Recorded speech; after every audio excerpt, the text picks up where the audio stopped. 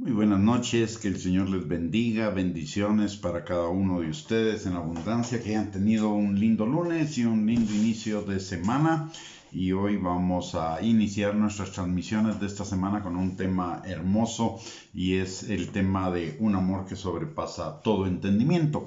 Muchísimas gracias por conectarse y antes de que iniciemos nuestro estudio vamos a orar. Bendito Dios y Padre Celestial, te damos gracias, Señor, en el nombre de Jesús por esta oportunidad que tenemos de reunirnos, Señor, para poder escudriñar tu palabra y escudriñar acerca de ese amor tan maravilloso que tú tienes para cada uno de nosotros, un amor que sobrepasa todo entendimiento. Señor, venimos dándote gracias por todo lo que tú has hecho por nosotros, por lo que estás haciendo y por lo que harás, porque sabemos que lo que tú harás, Señor, es el cumplimiento de tus buenos planes que tienes para cada uno de nosotros, para darnos un futuro y una esperanza. Y gracias, Señor, porque hasta aquí tú nos has ayudado, supliendo todas nuestras necesidades, salvándonos, liberándonos, restaurándonos, transformándonos, Señor, cada día a la imagen de Cristo y llevándonos de gloria en gloria y de victoria en victoria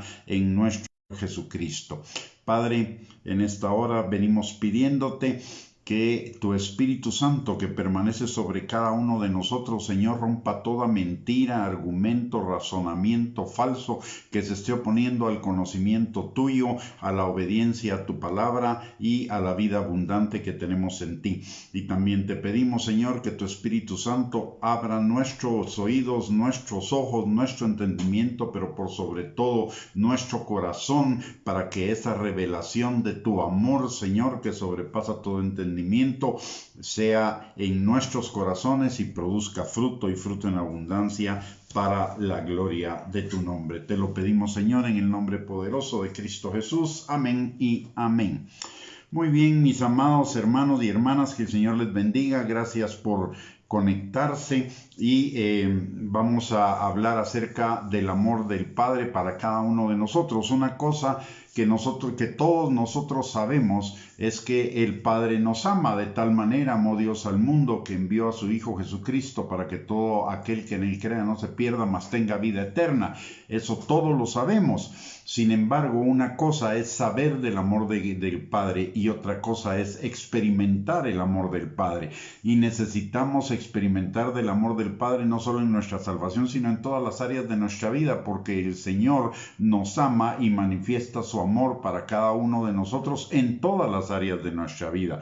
Necesitamos crecer cada día más en ese conocimiento del amor del Padre. Dice la palabra en Efesios capítulo 3, versículo número 18,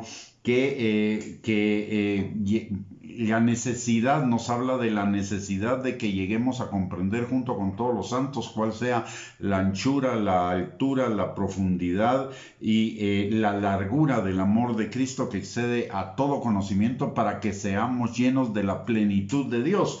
El conocimiento del amor de Dios no es algo que lo debamos tener solamente en nuestra mente. Necesitamos que sea un conocimiento en nuestro corazón, una revelación en nuestro corazón. El amor de Dios es una revelación a nuestro corazón, no es información, es una vivencia, una experiencia, y la palabra de Dios nos ayuda, nos lleva a vivir esa experiencia y a que esa experiencia sea revelada en nuestros corazones mediante la palabra de Dios, mediante Cristo. En Mateo capítulo 11, versículo 27, la palabra de Dios dice: nadie conoce al Padre sino el Hijo, y aquellos a quienes el Hijo los quiere revelar. ¿Y quién es el Hijo? El Hijo es la palabra. Entonces es a través de la palabra y a través del Espíritu Santo, que conoce el corazón de Dios, el Espíritu que nos ha sido dado, que nosotros podemos llegar a tener esa revelación en nuestro corazón del amor de Dios, y al tener esa revelación vamos a vivir en ese amor. Hoy quiero compartir con ustedes acerca de un pasaje que tiene muchísimas enseñanzas para cada uno de nosotros en relación con el amor de Dios. para con usted y para conmigo, y ese pasaje está en Juan capítulo 8, versículos del 1 al 11, un pasaje que seguramente todos conocemos, que es el pasaje de la mujer sorprendida en adulterio. Pero hoy vamos a profundizar, no solo vamos a leer el pasaje, sino que lo vamos a profundizar versículo por versículo para que podamos dimensionar verdaderamente ese amor del Padre manifestado a través de este pasaje. Y dice la palabra en Juan capítulo 8, versículo 1. Dice, y Jesús se fue al monte de los olivos, y por la mañana volvió al templo, y todo el pueblo vino a él, y sentado él les enseñaba. Entonces los escribas y los fariseos le trajeron una mujer sorprendida en adulterio, y poniéndola en medio le dijeron, Maestro, esta mujer ha sido sorprendida en el acto mismo de adulterio, y en la ley nos mandó Moisés apedrear a tales mujeres. Tú pues, ¿qué dices? Mas esto decían, tentándole para poder acusarle. Pero Jesús, inclinado hacia el suelo, escribía en tierra con el dedo, y como insistieran en preguntarle, se enderezó y les dijo, el que de vosotros esté sin pecado, sea el primero en arrojar la piedra contra ella. E inclinándose de nuevo hacia el suelo, siguió escribiendo en tierra. Pero ellos, al oír esto, acusados por su conciencia, salían uno a uno, comenzando de ellos, y quedó solo Jesús y la mujer que estaba en medio. Enderezándose Jesús, y no viendo a nadie sino a la mujer, le dijo, Mujer, ¿dónde están los que te acusaban? Ninguno te condenó. Ella dijo, Ninguno, Señor. Entonces Jesús le dijo, Ni yo te condeno, vete y no peques más. En este cuadro, si bien es cierto, o en esta historia que la palabra de Dios nos relata, si bien es cierto, solo aparece evidentemente una mujer pecadora, en realidad está lleno de pecadores. Y los primeros pecadores son aquellos que estaban acusando a la mujer. ¿Por qué razón? Porque ellos, en primer lugar, ellos mismos admiten su pecado, porque Jesús les dice, el que de vosotros esté sin pecado, sea el primero en arrojar la piedra contra ella. Y ellos, al oír esto, acusados por su conciencia, salieron uno a uno hasta no quedar ninguno. Eso quiere decir, primero que nada, que reconocían su pecado. Pero lo interesante que vemos en este pasaje, en este momento, con respecto a estos hombres, en la palabra de Dios, es que Jesús tampoco a ellos los condena. No solo no condena a la mujer adúltera, sino tampoco los condena a ellos, solo los confronta con su pecado. Pero no los condena, no los acusa, no los juzga, no los manda al infierno, etc. Él simple y sencillamente les hace ver una situación de su corazón. ¿Para qué? No para condenarlos, no para acusarlos, sino más bien para que ellos delante del Señor se arrepintieran y se pusieran a cuentas. Eso es lo primero, o sea que vemos ahí una actitud no solo hacia la mujer, sino una actitud de amor aún hacia sus enemigos. Y notemos esto, ellos le llevaron a esa mujer adúltera para tentarlo, para hacerlo caer, para ellos le pusieron una trampa o le querían poner una trampa. Jesús no los condenó. Más bien los llevó al arrepentimiento, y a esta mujer igualmente. Y algo que necesitamos entender en este pasaje para ver la dimensión del amor de Dios manifestado a través del amor de Cristo, es que Jesús sabía que él iba a ir a morir a la cruz del Calvario por el pecado de esos hombres y por el pecado de la mujer. Y sin embargo, a ninguno de ellos los condena, más bien los trata con misericordia, con amor, con gracia. Y el mensaje que les da a los dos es el mismo mensaje, aunque a los hombres que habían acusado a la mujer no se los diga directamente, pero el mensaje que Jesús estaba mandando a ambos grupos, al grupo de los hombres que trajeron a esta mujer para acusarla, como a la mujer que estaba acusada, es: vete y no peques más, ni yo te condeno.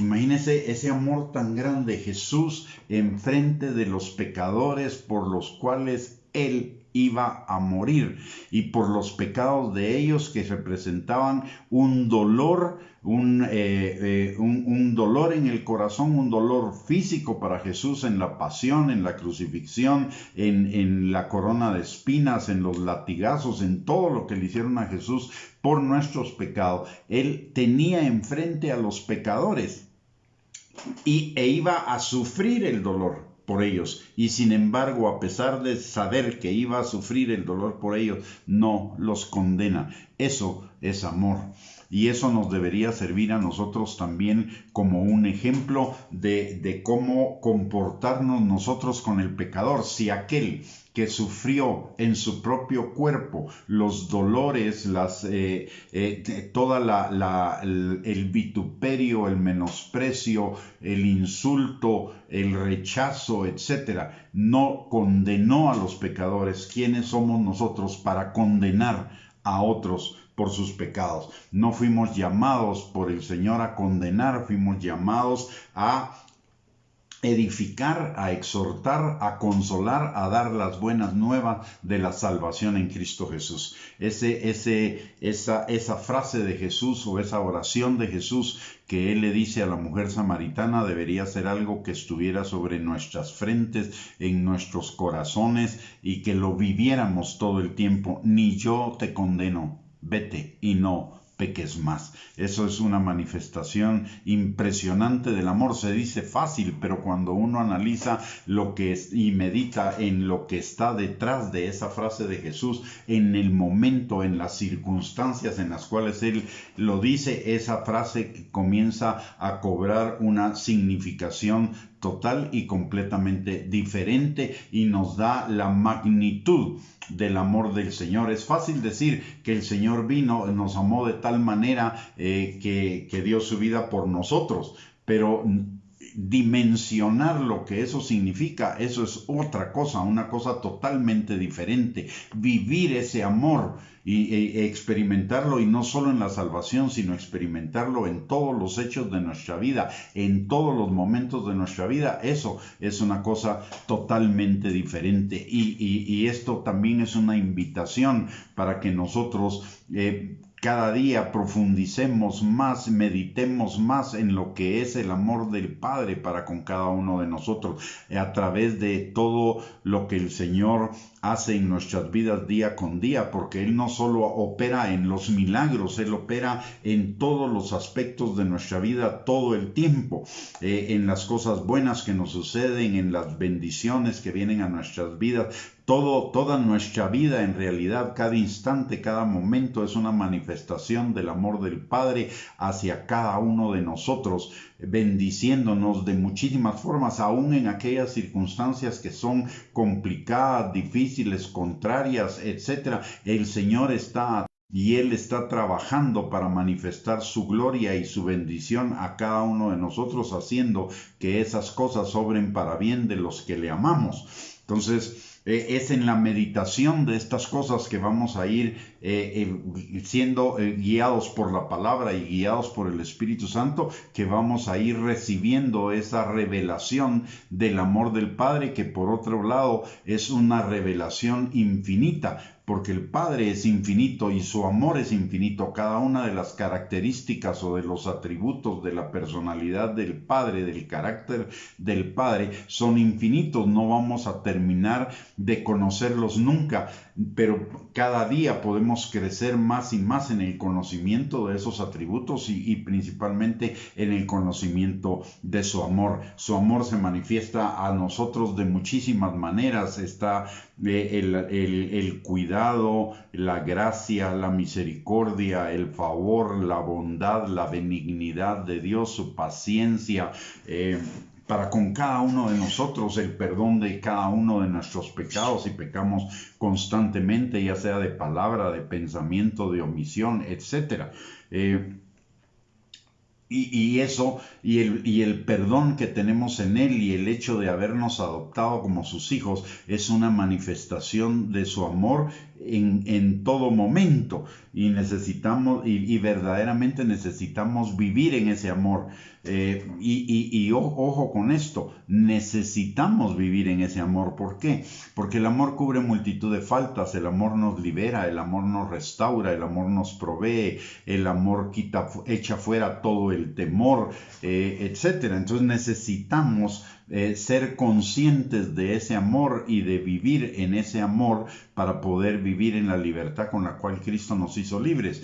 Por ejemplo, ¿cuántos de nosotros los creyentes no vivimos nuestras vidas afanados, angustiados, ansiosos, estresados, atemorizados, inseguros, etcétera? Todas esas cosas son consecuencia de que no conocemos verdaderamente en nuestro corazón el amor del Padre. Lo tenemos en nuestra cabeza, pero no es una vivencia diaria, porque si viviéramos verdaderamente en ese perfecto amor del Padre para con nosotros, como dice Primera de Juan capítulo 4 versículo 18, el amor del Padre echa fuera todo temor, y ese todo temor significa toda ansiedad, toda inseguridad, todo estrés, toda angustia, todo temor, en fin, todo lo negativo que pueda venir a nuestra vida, toda frustración, todo, en fin, todo lo negativo que puede venir a nuestras vidas, si viviéramos en el perfecto amor del Padre, eso echa fuera todo el temor y podríamos vivir en libertad sin pasar por esas emociones. La gente nos puede rechazar, la gente nos puede decir cualquier cosa que quiera, pero si nosotros estamos viviendo bajo el amor del Padre, ninguna de esas cosas nos va a afectar, ninguna de esas cosas va a pegar en nuestro corazón. Nuestro corazón va a estar guardado por el amor del Padre, ese amor que sobrepasa todo entendimiento, ese amor que es incondicional, ese amor que es eterno, ese amor que es perfecto, ese amor que es a pesar de nuestras limitaciones, de nuestros fracasos, de nuestros errores, de todas las cosas negativas que aún puedan haber en nosotros. Ese amor permanece inconmovible para con cada uno. Así que este pasaje nos refleja ese amor del Padre, pero vamos a seguir viendo algunos aspectos más que este pasaje nos enseña. En primer lugar, en el versículo 3 dice que esta mujer fue sorprendida en adulterio, es decir, era una mujer casada, era una mujer que fue sorprendida en un pecado flagrante, es decir, con las manos en la masa. Y según la ley judía, en Levíticos capítulo número déjeme ver, es Levíticos 20:10, esa mujer debía morir por apedreamiento, junto con el fulano con el cual fue sorprendida, porque si fue sorprendida en adulterio, quiere decir que ahí tenía que estar también el hombre. Y los dos, según la ley, debían ser lapidados lapidados, es decir, muertos bajo apedreamiento. Ahora, aquí hay algo que es importante que reconozcamos, y es que así como esa mujer fue sorprendida en el acto de adulterio, nosotros constantemente somos fornicarios espirituales. La palabra de Dios, cuando habla de fornicación, en muchos de los pasajes de los cuales habla de fornicación, está hablando de que nosotros creemos en el Señor Jesucristo, creemos en nuestro Padre Dios, pero sin embargo otros dioses, delante de otros ídolos, delante de cosas que controlan nuestra vida en lugar de y que toman en nuestro corazón el primer lugar en lugar de dárselo al Señor. Y recordemos que nosotros somos la novia de Cristo, la iglesia es la novia de Cristo. Y si nosotros nos inclinamos a otro querer, siendo la novia de Cristo, estamos cometiendo una fornicación. Y a pesar de ello, a pesar de que somos pecadores y constantemente lo hacemos porque constantemente buscamos nuestros caminos que nos parecen derechos en nuestra propia opinión, buscamos nuestra propia gloria, buscamos nuestra propia satisfacción en lugar de agradar en todo lo que hacemos al Señor. A pesar de ello, el Señor sigue fiel a cada uno de nosotros, amándonos, no nos desecha. Y eso es una manifestación también de su amor, que el Señor nos ama a pesar de toda nuestra imperfección. Recordemos lo que dice la palabra en Filipenses capítulo 1, versículo 6, que el que comenzó la buena obra en nosotros la perfeccionará hasta el día de Jesucristo. Eso significa que nosotros en todo nuestro caminar en el Señor aquí en la tierra, estamos llenos de imperfección, y a pesar de esa imperfección, el Señor nos ama con amor eterno. Somos la niña de sus ojos. El Señor no nos desecha, el Señor no nos desadopta, sino que todo lo contrario, el Señor amorosamente nos forma, nos corrige y nos trae de nuevo hacia Él. Somos amados incondicionalmente, de la misma manera que el Señor amó a esta mujer incondicionalmente. Y la amó antes de que esa mujer, vamos a ver que esa mujer al final se arrepiente, pero Él la amó desde antes de que esa mujer se arrepintiera, y es lo que dice la palabra, que nosotros fuimos amados por el Señor siendo pecadores, y si fuimos amados por el Señor siendo pecadores, ¿cómo no nos dará con Él todas las cosas? Lo dice Romanos capítulo 8, versículo 32. Entonces, nosotros, igual que esta mujer, a pesar de nuestro adulterio o de nuestra fornicación espiritual, al traicionar la fidelidad al Señor, siendo más fieles muchas veces a nosotros mismos, a otras personas o a las cosas que nos rodean, a pesar de esa infidelidad, el Señor no perdona, el Señor no deja de amarnos, y el Señor nos perdona. Y no solo nos perdona, sino que además de ello nos empodera para que no pequemos más. Luego dice la palabra que estos hombres, notemos algo acá, en la escena no solo está la mujer adúltera y no solo están los hombres que la acusaban. Dice la palabra que cuando ellos llegaron a donde estaba Jesús, Jesús estaba con todo el pueblo que vino a él y les enseñaba. O sea, estos hombres no solo avergonzaron o no solo la mujer fue avergonzada delante de ellos, de los que descubrieron su adulterio, sino que estos encima de eso, de ello, lo hacen público a todo el pueblo.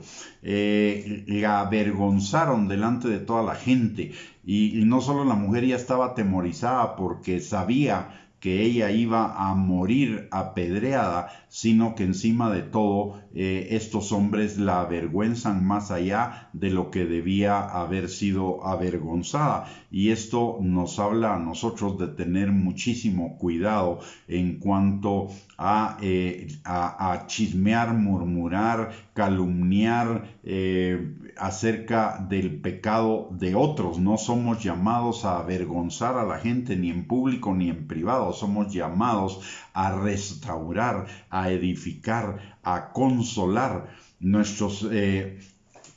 esta mujer. Ojo con esto. Esta mujer, por el hecho de haber sido sorprendida en adulterio, ya ella misma se sentía total y completamente acusada. ¿Por quién? Por el diablo. El diablo no solo nos incita a pecar. La palabra de Dios dice en Santiago capítulo 1, versículo del 12 en adelante, que cuando somos tentados de nuestra propia concupiscencia, y esa tentación obviamente viene del diablo, y esa tentación nos atrae, nos seduce, nos lleva a concebir el pecado, nos lleva a ejecutarlo, e inmediatamente viene la muerte. ¿Por qué? Porque el mismo diablo está esperando. No solo el infeliz nos lleva a pecar con falsas promesas, sino que está esperando que pequemos para que en ese mismo momento se nos deje venir con acusación, culpa, juicio, etc. Entonces, ya el que peca está suficientemente acusado por el diablo para que nosotros hagamos el trabajo de aumentar sobre la acusación del diablo nuestras propias acusaciones y hacer el trabajo del diablo. Cuando usted y yo tomamos el papel de jueces, de condenadores, acusadores, etcétera, lo que estamos haciendo es hacer el trabajo del diablo. Por eso la palabra de Dios y Jesús nos insiste mucho en que no juzguemos, porque cuando juzgamos estamos haciendo el trabajo del diablo, no estamos haciendo el trabajo del Señor. El trabajo del Señor es, como vemos con esta mujer, el trabajo del Señor es restaurar, el trabajo del Señor es edificar, es consolar, y el Espíritu Santo es también el consolador. Inmediatamente que el diablo comienza a trabajar en nosotros y traer en contra de nosotros la acusación, el Espíritu Santo nos está redarguyendo y tratando de llevar de regreso a Cristo para que pidamos perdón por nuestros pecados y la comunión sea restaurada. Y nosotros no podemos hacer la obra del diablo. Nosotros, esta gente que puso a esa mujer en medio y la acusó, la avergonzó, etcétera, etcétera, etcétera, no solo eran pecadores, sino que encima de todo estaban haciendo el trabajo del diablo contra esta mujer. Nosotros no somos llamados a eso. La palabra de Dios dice en Gálatas capítulo 6 versículos del 1 al 2 que si nosotros nos damos cuenta de que alguien ha caído en el pecado, que con espíritu de mansedumbre lo restauremos, no sea que nosotros posteriormente también necesitemos ser restaurados porque caímos en pecado. Y notemos algo, dice con espíritu de mansedumbre. ¿Qué es la mansedumbre? Es el dominio propio. ¿Contra qué se ejerce el dominio propio? Contra la carne. Nuestra carne tiene la tendencia de ser acusadora, juzgadora, condenadora, chismosa, murmuradora, calumniadora, etcétera. Por eso necesitamos ejercer el dominio propio. El dominio propio es el fruto del Espíritu en nosotros que pone nuestra carne en servidumbre. Cuando nosotros hacemos todas esas cosas, lo que estamos haciendo es darle alas a la carne y por lo tanto estamos pecando. Entonces, estos hombres pecaron por ser acusadores de la mujer. Y además de ello, por ser avergonzadores de la mujer, porque no la avergonzaron al ponerla delante de todo el pueblo. Ya era suficiente que ellos lo hubieran descubierto, pero aparte de ello, se consiguen más aliados dentro del pueblo para denigrar a esta mujer. Nosotros no somos llamados a eso. Y ojo con esto, porque esto tiene que ver con algo, una costumbre en ciertas iglesias. En ciertas iglesias se pone a la gente en disciplina públicamente y en ninguna parte de la palabra de Dios nos dice que nosotros pongamos en disciplina o hagamos notoria la disciplina públicamente. La disciplina es una situación entre la persona que tiene la autoridad para disciplinar, el que está siendo disciplinado, y Dios. Nadie más debería enterarse de esas situaciones. Es como cuando usted corrige a su hijo no lo va a corregir en público, a su hijo lo debe corregir en privado, sin avergonzarlo más allá de lo que requiere su pecado, sin ponerlo en evidencia o avergonzarlo delante de otras gentes. Esa forma de disciplinar a la gente en la iglesia es una forma incorrecta y antibíblica de disciplinar a las personas, porque Dios no nos disciplina públicamente, Dios nos disciplina en lo privado, Dios nos corrige en lo privado. Así que tengamos cuidado en esas formas de disciplina, porque al final es la espiritualización del avergonzamiento público de la gente. Así que cuidado con ello. El Señor no hace eso. El Señor no avergonzó a esa mujer. Más bien el Señor la tomó en la vergüenza en la que estaba, en la vergüenza en la que la habían puesto los demás, y la levantó, la restauró a su dignidad de mujer. Y notemos algo acá también dentro de lo que este pasaje nos enseña. Mucha gente que no ha meditado bien en la palabra de Dios, no ha entendido bien la palabra de Dios, piensa que la Biblia es machista. Sin embargo, no es cierto. La Biblia no hace acepción entre hombres y mujeres y vemos a Dios en muchos casos restaurando la posición de la mujer a una posición de equidad y de igualdad en cuanto a valor con respecto al hombre. Y este es un caso. La mujer debía ser apedreada, según la ley. Debía ser apedreada. Sin embargo, el Señor Jesús la toma de su posición de pecadora y la restaura, la levanta.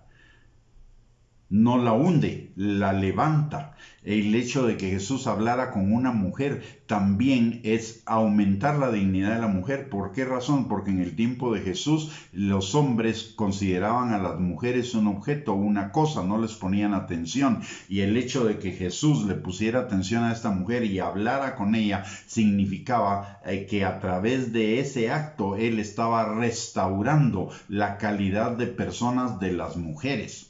De hecho, los fariseos en aquel tiempo tenían una oración que es una oración grosera, ¿verdad?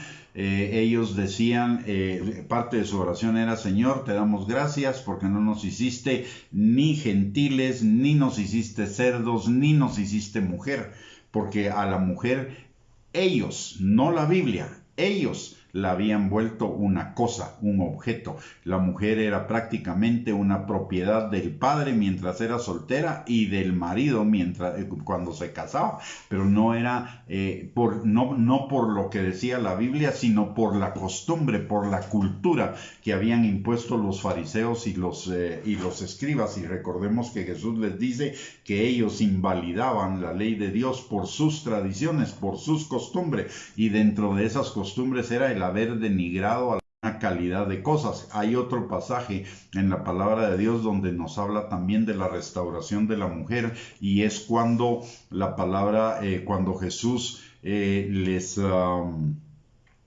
habla acerca del repudio.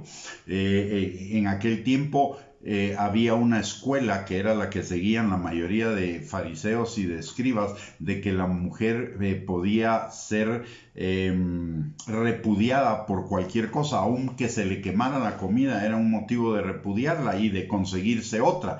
Y sin embargo, Jesús, en su enseñanza acerca del repudio y acerca del divorcio, restaura a la mujer la calidad de persona y la pone en la misma dimensión del hombre, porque entonces ya no solo la mujer caería en adulterio, sino también el hombre caería en adulterio si al repudiar a una mujer se casa con otra. Esta es una enseñanza bien profunda, pero solo la estoy poniendo como ejemplo de que la Biblia y la palabra de Dios no son de ninguna manera machistas. Al contrario, restauran a la mujer a su posición de dignidad.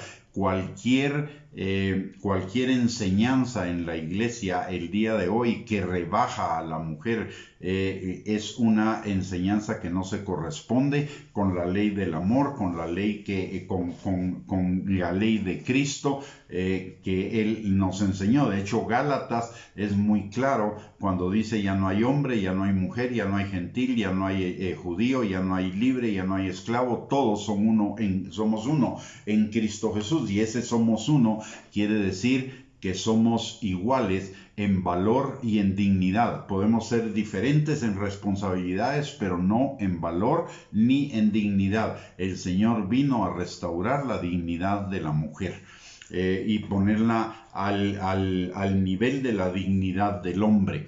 Así que es un error decir que la escritura es machista, y es aún mayor error el tener alguna enseñanza o doctrina que limite la dignidad y el valor de la mujer delante del Señor, así como que minimice sus dones con que Dios la ha equipado. Muy bien.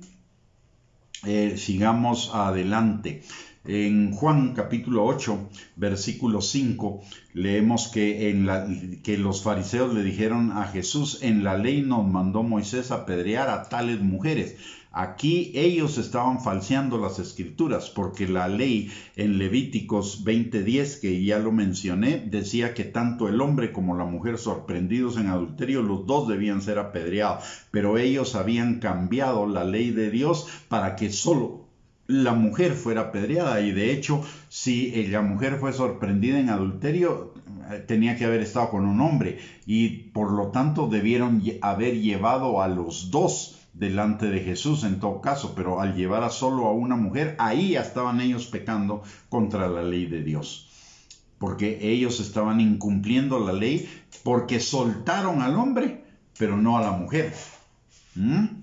Y con eso estaban violando un mandamiento del Señor. Por eso es que al principio mencioné que ellos eran también pecadores, porque ellos estaban violando la palabra de Dios, estaban violando un mandamiento de la palabra de Dios. Y algo hermoso que está en Juan capítulo 8, versículo 7, y que nos debe también llevar a reflexión, y no solo por el amor que Dios tiene para con cada uno de nosotros, sino además de ello, para que lo apasiones con los demás, es lo que dice Jesús: el que de vosotros esté sin pecado, sea el primero en arrojar la piedra contra ellos.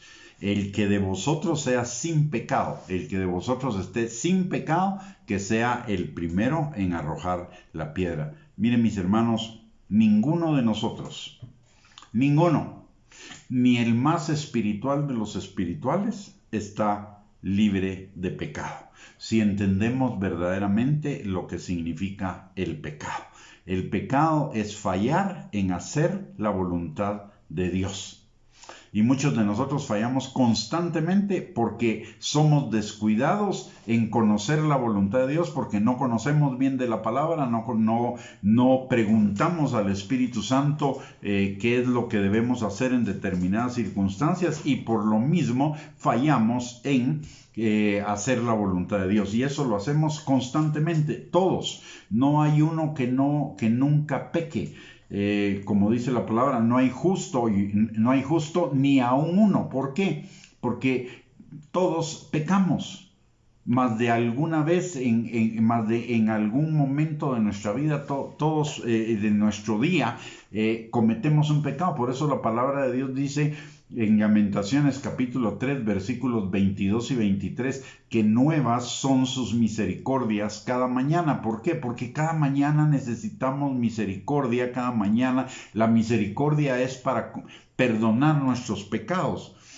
Y entonces, si la misericordia del Señor es nueva para con nosotros todos los días, eso significa que necesitamos misericordia todos los días para el perdón de nuestros pecados, porque todos los días pecamos. Y si todos los días pecamos, ninguno de nosotros tiene derecho a ser el primero en arrojar la piedra contra nadie. Vuelvo a insistir lo que hablé al principio: ninguno de nosotros fuimos llamados a ser jueces.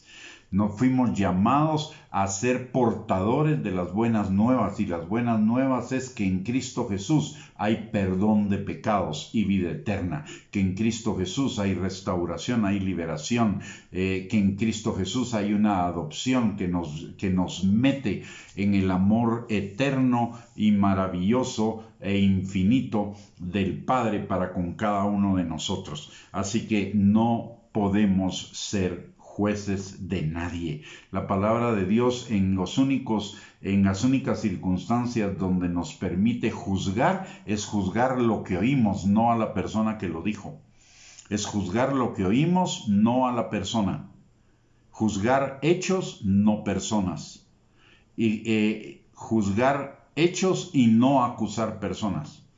La palabra de Dios nos dice que lo analicemos todo, que nos callemos la boquita y que tomemos lo bueno y desechemos lo malo. No dice que condenemos a la persona que está haciendo algo mal. Recordemos lo que dice Juan 3:16 y 17, que Jesús no vino a condenar al mundo, vino a salvarlo.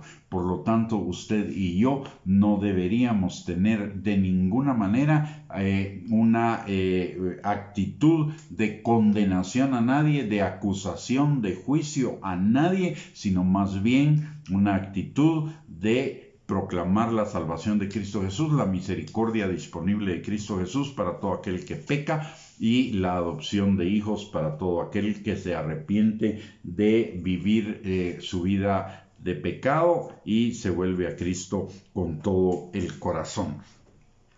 Y luego dice la palabra que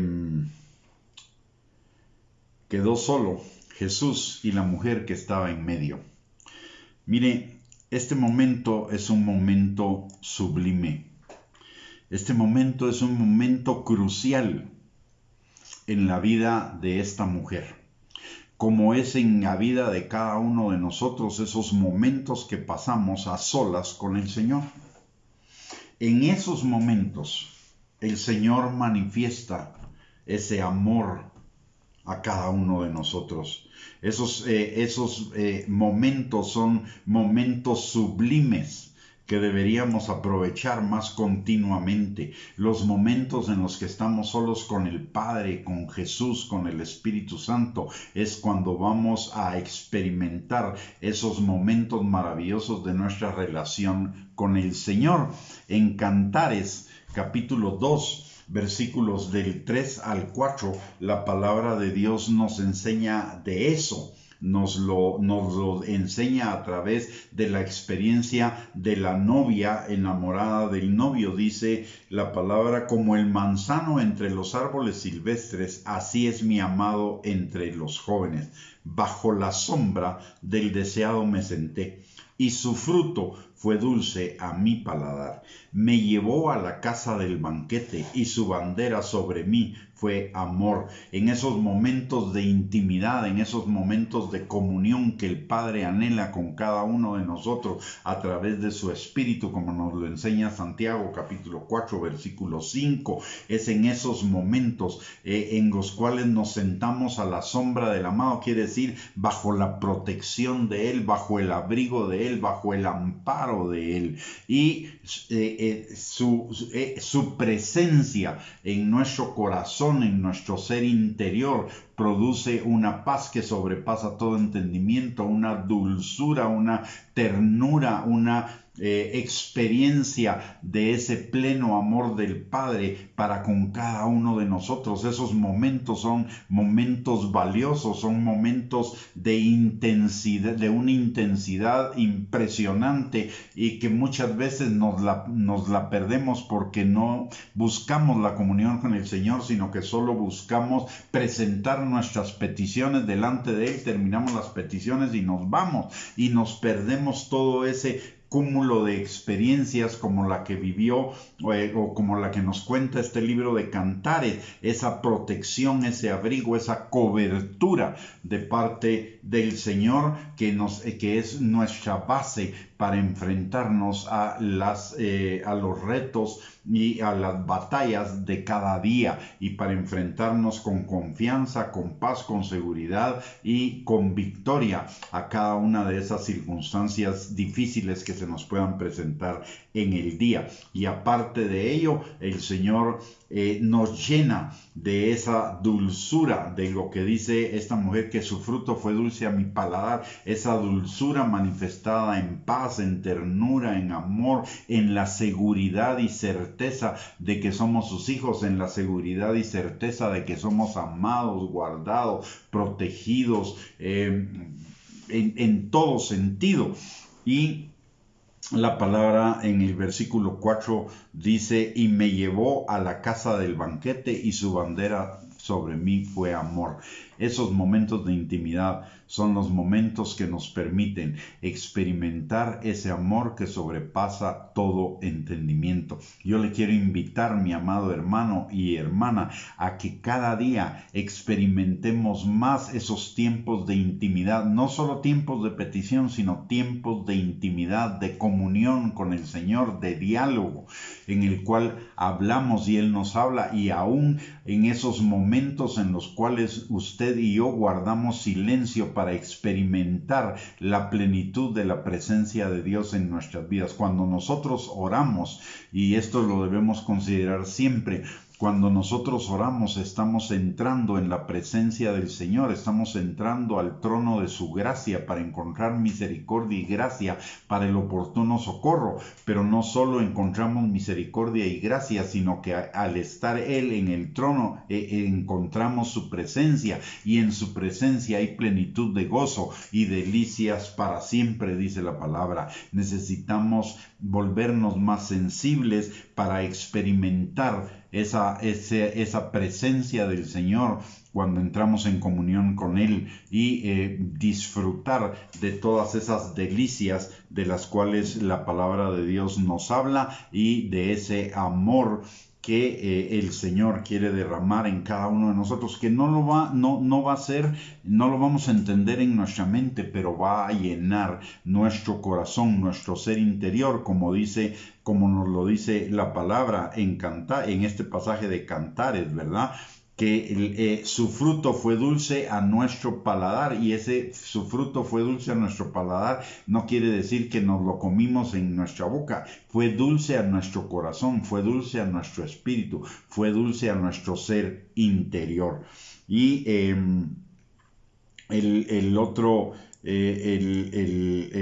otro pasaje que tiene que ver con esto es Cantares capítulo 2 versículo 14. Dice la palabra, mire qué ternura, esa es la ternura, esa es la dulzura, ese es el amor que experimentamos cuando entramos en la presencia del Señor. Dice la palabra, paloma mía, y este es el novio hablándole a la novia, Dios hablándonos a cada uno de nosotros.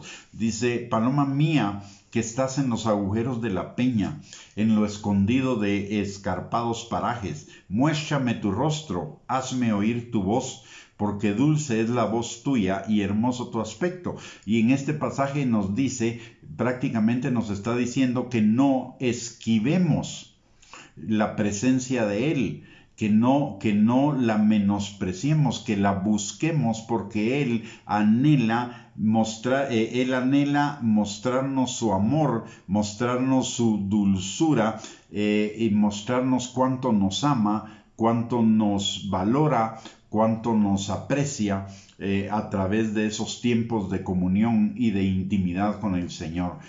Nosotros estamos acostumbrados a experimentar el amor del Señor por lo que el Señor hace en nuestras vidas, pero usted y yo podemos experimentar el amor del Señor aunque Él no haga nada en nuestras vidas, cuando buscamos su presencia y entramos en su presencia. Y eso que el Señor no haga nada en nuestras vidas no es cierto. Nosotros pensamos que el Señor solo hace algo en nuestras vidas cuando vemos la manifestación de un milagro o de algo sobrenatural o la respuesta a una petición, pero el Señor está haciendo cosas en nuestra vida cada segundo, cada instante de nuestras vidas. Él está obrando, y aunque no podamos percibirlo que está obrando, si nosotros entramos en esa intimidad con Él, vamos a experimentar esa dulzura, esa delicia de su presencia en nuestras vidas. Y finalmente, este pasaje de Juan capítulo 8 versículo del 1 al 11 tiene algo espectacular al final, y es cuando Jesús le dice a la mujer en el versículo 11, ni yo te condeno, vete y no peques más. Pero antes, pero notemos algo acá, esta mujer le dice, ninguno, Señor. Esa mujer, al experimentar ese amor y esa no condenación del Señor, al experimentar su benignidad, esa mujer llegó al arrepentimiento y al reconocimiento del señorío de Cristo. Esa mujer en ese momento fue salva. Por eso Jesús le dice, ni yo te condeno, vete y no peques más. Y ojo, el Señor no solo le dice, como muchos piensan o aplican en su vida, la salvación en este tiempo. Jesús nos dice solamente, ni yo te condeno. Jesús no dice solamente, yo te perdono tus pecados. Jesús nos dice, vete y no peques más. Un llamado a la santificación. El ser verdaderamente salvos no implica solamente el perdón de nuestros pecados y que vamos a tener vida eterna en el futuro. Implica una transformación en nuestra vida de tal manera que cada día vayamos caminando y avanzando hacia la santificación que es en Cristo Jesús. La palabra del Señor nos dice en 1 Pedro capítulo 1 versículo 13 al 16 que como hijos obedientes seamos santos como Él es santo. Es un llamado a la santificación. La vida del creyente no es solo una vida de salvación, es una vida de transformación, una vida de caminar cada día más pareciéndonos a Cristo, al carácter de Cristo, de morir a nosotros mismos y de permitir que el Espíritu Santo obre en nuestras vidas transformándonos al carácter de Cristo. Y una cosa más, y la palabra de Dios dice que es su benignidad la que nos guía al arrepentimiento, no la condena, no el juicio, no la acusación, es su benignidad la que nos guía al arrepentimiento.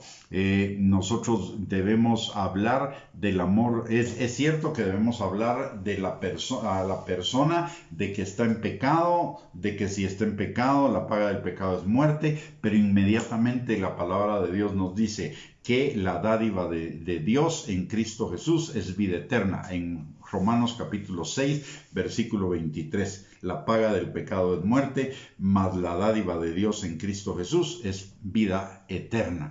Así que necesitamos llevarlos al entendimiento de esa benignidad, de ese amor que Cristo tiene para con cada uno de nosotros para que se arrepientan. Y ojo acá, porque aquí pasó algo muy interesante. Esta mujer, los fariseos, si notamos, cuando fueron confrontados por Jesús, se alejaron. No se arrepintieron delante del Señor. No vinieron al Señor reconociendo su pecado, sino que se arrepintieron, porque no reconocieron al final de cuentas ellos se sentían muy limpios, muy pulcros, eran escribas y fariseos, y eso para ellos era como ser limpios, ¿no?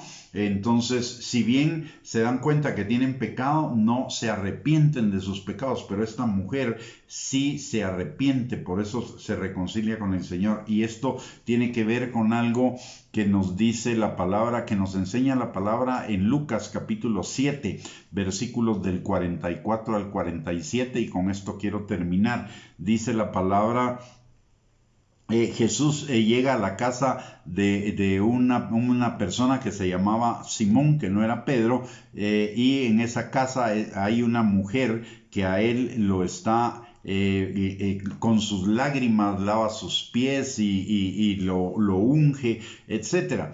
Pero aquí hay una enseñanza, en el fondo hay una enseñanza hermosa que nos debe también hacer reflexionar a cada uno de nosotros. Dice la palabra, vuelto a la mujer, dijo a Simón, ¿ves esta mujer? Entré en tu casa y no me diste agua para mis pies, mas ésta ha regado mis pies con lágrimas y los ha enjugado con sus cabellos. No me diste beso, mas ésta desde que entré no ha cesado de besar mis pies. No ungiste mi cabeza con aceite, mas ésta ha ungido con perfume mis pies. Por lo cual te digo que sus muchos pecados le son perdonados porque amó mucho, mas aquel a quien se le perdona poco, poco ama. Aquí hay un principio, mis amados hermanos. Nosotros vamos a amar al Señor en la medida, nuestra medida del amor de Cristo, del amor a Dios, va a depender de nuestro entendimiento de cuánto Dios nos perdonó. Al que mucho se le ha perdonado, mucho ama. Al que poco se le ha perdonado, poco ama. No quiere decir que a unos se les perdone menos y a otros más. Es que nosotros muchas veces porque a todos se nos han perdonado miles y miles y miles de pecados. Lo que pasa es que no estamos conscientes de eso. Pero si retomamos lo que dijimos anteriormente, de que pecamos por omisión, pecamos por violación de un mandamiento donde Dios dice que no hagamos, y la otra violación de un mandamiento donde dice que de Dios que hagamos, el que no lo tomemos en cuenta, el que no busquemos su voluntad ni su presencia, etcétera, etcétera. Todo eso es pecado porque estamos fallando en hacer la voluntad del Señor. Cuando somos conscientes de cuánta falla hay en cada uno de nosotros y que esos pecados han sido perdonados en Cristo Jesús, entonces vamos a entender que mucho se nos perdonó, y porque mucho se nos perdonó vamos a amar mucho al Señor. Necesitamos ponerle un poco más de cabeza a entender todo lo que Jesús nos ha perdonado, porque de esa manera vamos a amarle más, y en la medida que más le amamos, más vamos a vivir para Él, más vamos a vivir consagrados a Él, más vamos a ser esa novia a la cual Él está preparando para las bodas del Cordero. Solo quiero terminar hablándole acerca del pecado, para que comencemos a dimensionar cada uno de nosotros realmente de cuánto hemos sido perdonados. Pecado es violar un mandamiento del Señor, un no del Señor. Pero también la palabra de Dios dice que al que sabe hacer lo bueno y no lo hace, le es contado como pecado. Por el otro lado, la palabra de Dios dice que todo lo que no proviene de fe es pecado. Y todo lo que no proviene de fe significa todo lo que no proviene de obediencia a Dios es pecado. Por el otro lado, la palabra también en Colosenses capítulo 3, versículos del 22 al 24, nos dice que hagamos todo para la gloria de Dios. Quiere decir que todo lo que hacemos que no es para la gloria de Dios, sino para nuestra propia gloria, para que nos reconozcan, para que nos acepten, para que nos amen, para que nos alaben, etcétera, todo eso es pecado. Y finalmente, la palabra de Dios dice que los hijos de Dios somos guiados por el Espíritu Santo. Cuando nosotros no somos guiados por el Espíritu Santo en nuestras decisiones, también estamos pecando, estamos violando un mandamiento del Señor por una parte, y por la otra parte estamos menospreciando al Espíritu Santo que está en nosotros para guiarnos a toda verdad. Recordemos que la palabra de Dios nos dice que la ley encerró todo bajo pecado. ¿Para qué? Para que nosotros podamos entender la misericordia, la gracia de Dios para con cada uno de nosotros, y de esa manera amarlo a Él. ¿Por qué? Porque 1 Juan capítulo 4 versículo 19 nos dice que nosotros le amamos a Él porque Él nos amó primero. Mire qué tan grande amor que sobrepasa todo entendimiento, el que verdaderamente Dios nos ha dado, y que apenas pudimos descubrir algunas cosas de ese perfecto amor, de ese maravilloso amor, a través de este pasaje de Juan capítulo 8, versículos del 1 al 11. Así que mi invitación es para que cada día meditemos Padre, para que seamos llamados hijos de Dios. Cuán grande amor nos ha dado Él a través de todos los instantes de nuestra vida, con la dádiva del aire que respiramos, de la luz del sol que vemos, de que funcione nuestro cuerpo correctamente, de la provisión, de la seguridad, de la salvación, etcétera, que el Señor nos ha dado, y de esa manera crezcamos en el amor a Él, y ese amor que echa fuera el temor, ese amor que nos valora, ese amor que nos da identidad, seguridad, confianza, certeza, obediencia, etcétera. Muy bien, mis amados hermanos, hemos llegado al final de esta enseñanza. Espero que haya sido de bendición para su vida. Si fue de bendición para su vida, por favor compártalo en sus redes sociales con sus contactos para que ellos también sean bendecidos. Por el otro lado, les recuerdo que tenemos a su disposición dos recursos. Uno es la página de internet www.reyes y sacerdotes, donde usted puede encontrar una infinidad de estudios para edificar su fe en todas las áreas de su vida, y aparte de ello nuestro canal de YouTube a nombre de Gustavo Bianchi, donde hay más de 400 prédicas en video para que edificar su fe.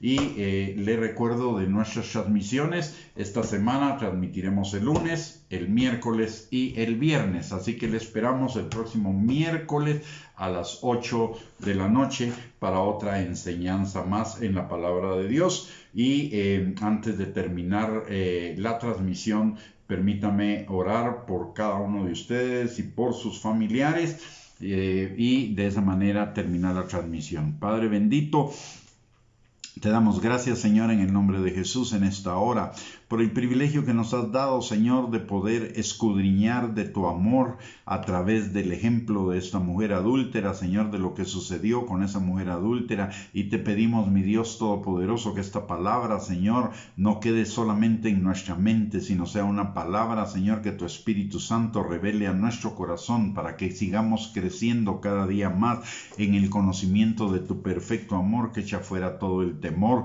que es el deseo de tu corazón, Señor, que cada día conozcamos más de tu amor por cada uno de nosotros, Padre. Señor, en esta hora venimos delante de ti al trono de tu gracia para encontrar gracia y misericordia para el oportuno socorro, Señor, para darte gracias porque hasta aquí tú nos has ayudado en todas las cosas, Señor, y en todas las áreas de nuestra vida, y nos tienes en victoria, en provisión, en salud, en gozo, en paz, Señor. Y Padre, te pedimos también en esta hora por cada uno de nosotros y de los nuestros, para que tu Espíritu Santo que permanece sobre nosotros, Señor, sane, restaure, liberte, provea y fortalezca a cada uno, Señor, y no solo a nosotros, sino a nuestros familiares también, Señor. Y Padre, te pedimos que tu Espíritu Santo obre en aquellos de los nuestros que todavía no te conocen, para que los atraiga con lazos de amor a ti, Señor. Y aquellos que andan en el camino del Hijo pródigo, que los traiga al arrepentimiento, a volver en sí, para que regresen a ti, Señor, de todo corazón. Y Padre, también te pedimos por aquellos que de los nuestros que se han enfriado en su amor por ti o se han debilitado en la fe, para que tu Espíritu Santo avive ese fuego, Señor, de esos dones que Él ha puesto en el corazón de cada uno de nosotros, para que seamos fortalecidos, perfeccionados y establecidos en ti, Señor. Te lo pedimos todo, Padre, en el nombre precioso de Cristo Jesús. Amén y amén. Muy bien, mis amados hermanos, hemos llegado al final de esta transmisión. Privilegio de contar con su audiencia. Los esperamos para el próximo miércoles a las 8 de la noche. Y mientras tanto, que el Señor les bendiga abundantemente y les envío un abrazo. Que tengan una linda noche y que el día de mañana sea un día de bendición para cada uno de ustedes. Un abrazo, mis amados.